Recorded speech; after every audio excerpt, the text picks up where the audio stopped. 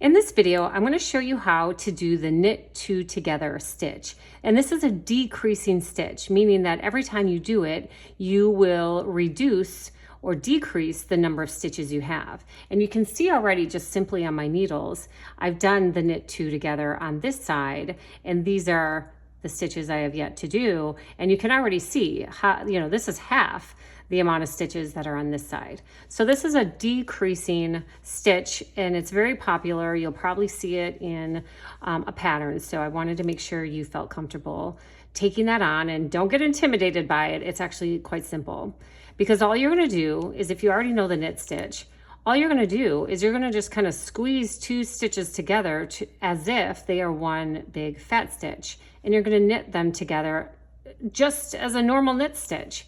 So kind of push two together.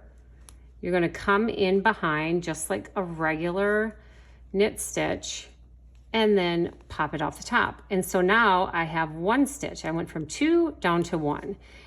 Let's do it again. So we've got two stitches. We're going to kind of push them together here to make one, coming through, doing a regular knit stitch and popping it off the top.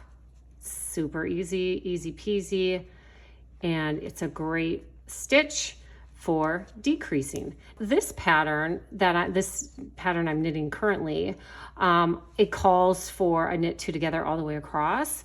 And so by doing so, I don't know if you can see here, but it creates these little holes. And so it does give it some different character and texture to different projects. Obviously, if you're not doing them back to back to back, as I am all the way across, you're not going to have that same look and feel. But I just wanted you to see, when you do a knit two together, how it can create a fun pattern for you.